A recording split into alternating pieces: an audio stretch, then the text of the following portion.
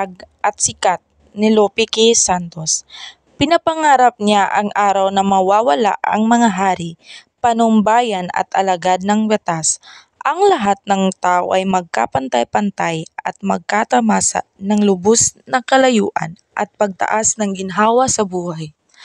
Nang pilitin ng ama na umuwi sa kanilang bayan, siya ay sumunod, subalit ibinuro niya ang mga kasama sa bukid at mga katulong sa bahay ang kanilang karapatan.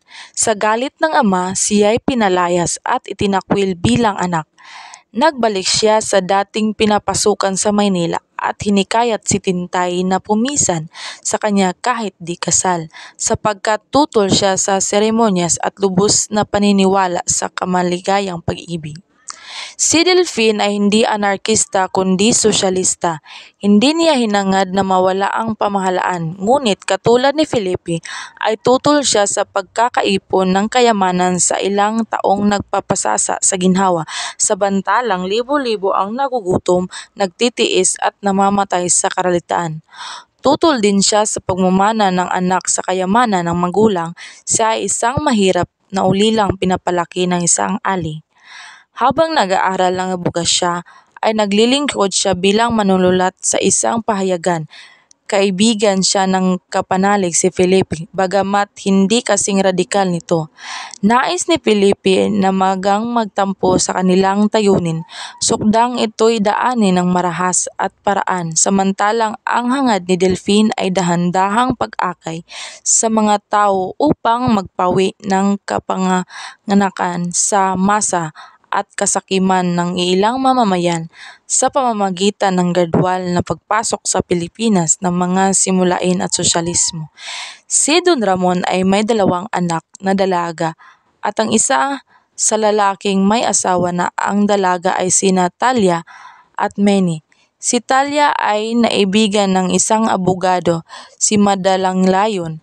Ang kasal nila ay napakarangal at naggastos ng isang bagay na para kina Felipe at Delfin ay halimbawa ng kabukulan ng sistema ng lipunan at pinagyayarihan ng mayayamang walang karapatan kung lumustay ng salapi, samantalang libo-libong mamamayan ang salat sa pagkain at sa ibang pangunahing pangangailangan sa buhay.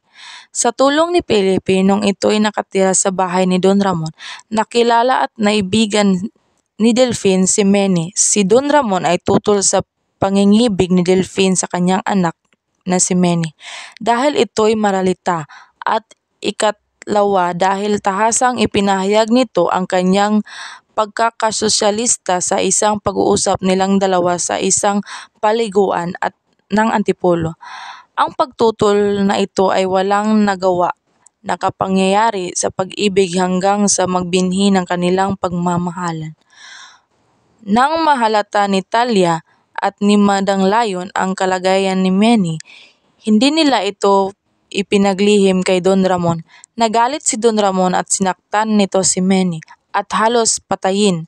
Sa amukin ni Madang Layon, pumayag si Don Ramon at ipakasal si Manny kay Delfin, subalit nagpagawa ng isang testamento na naiiwan ng lahat ng kayamanan sa 2 niyang anak. Si Manny ay hindi pinagmanahan.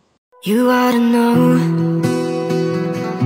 tonight is the night to let